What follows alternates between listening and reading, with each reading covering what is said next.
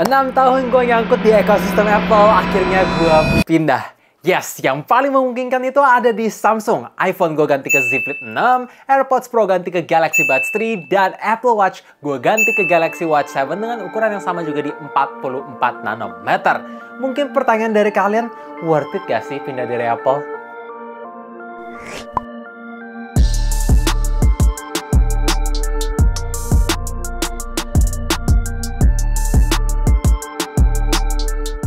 Pertama-tama, harus gue akui dari proses buka dulu sampai setup semuanya sangat gampang. Dimulai dari jam tinggal nyalain, nanti akan ada pop-up di layar HP, klik next doang, nanti ada klik software install update, langsung selesai.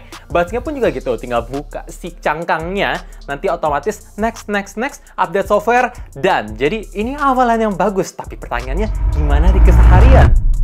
Semuanya serba saat-set. Gue seneng sih, balas chat di WA itu nggak perlu pakai kata-kata template di jam. Bisa kalian ketik sendiri di layar sekecil ini. Dan kalau misalkan kalian pengen lebih unik, cover screen Z Flip 6 bisa sangat kepake karena layoutnya full. Lanjut, gonta-ganti urutan icon, penempatan quick panel, watch face, semua bisa dari satu aplikasi yang namanya Wearable.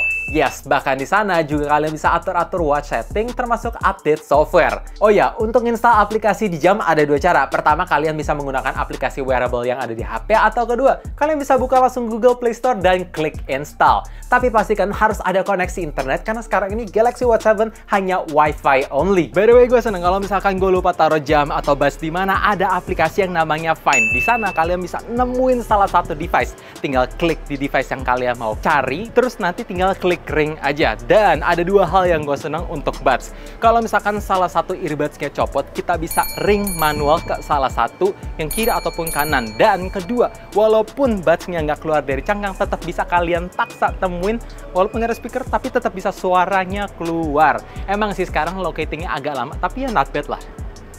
Oke, gue mulai dulu dari jamnya karena ini punya banyak fitur ketimbang Apple Watch Series 6 gue sebelumnya. Pertama, ada body measurement buat ngecek body fat, kadar air di tubuh, massa otot, dan BMR. Untuk ini sih gue nggak tahu tingkat akurasinya macam apa, tapi gue bisa pakai data ini untuk jadi patokan fat loss. Kedua, sensornya itu lebih peka buat memulai workout ketika gue lagi jalan atau lari, tapi lupa nyalain trackingnya. Plus, kita bisa lihat heart rate zone biar nggak kebablasan. Nanti malah jadi otot yang kebakar. Ketiga, aplikasi yang support di jam ini tuh banyak banget kayak Spotify, jadi lebih gampang pilih playlist tanpa harus buka HP, walaupun lagi-lagi cover screen di Z Flip 6 bisa jadi music player. Keempat, sleep tracking lebih proper dengan coaching. Ketika konsisten dipakai selama 7 hari, bisa ketahuan kita tipe tidur yang kayak apa. Bahkan kalau misalkan kalian kebiasaan tidurnya jelek, bisa dilatih juga secara gratis. By the way, kalau misalkan kalian orangnya cukup higienis, abis workout tenang aja, jam ini aman dicuci karena ada fitur IP57. Sekarang kita lanjut ke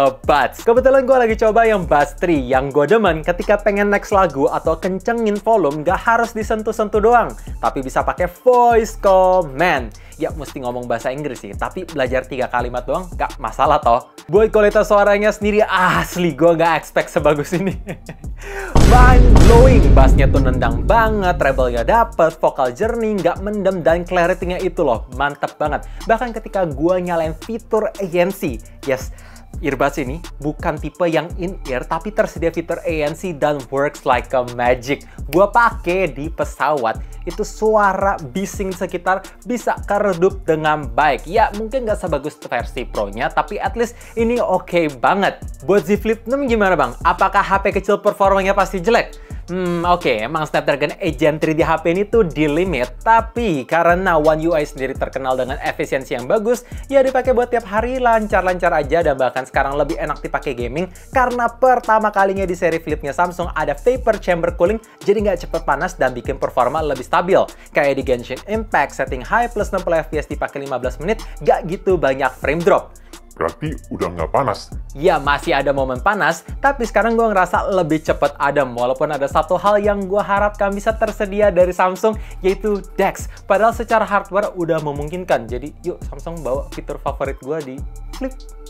Nah, mungkin pertanyaan selanjutnya dari kalian gimana soal ketahanan baterai di masing-masing device. Pertama, gue mulai dari Z Flip 6 dulu. Ketika gue pakai nggak intens untuk sosmed, ya bisa lah dapat SOT mentok sampai 6 jam. Tapi kalau misalkan gue pakai gaming plus entertainment cukup intens, bisa mentok SOT 4 jam lebih dikit. Sedangkan untuk jam, ketika gue nyalain fitur always on display, nge-track olahraga plus denger lagu, itu bisa dapat full 24 jam. Kecuali kalau misalkan kalian nggak gerak atau yang males gerak, bisa dapat SOT 1 hari 15 jam.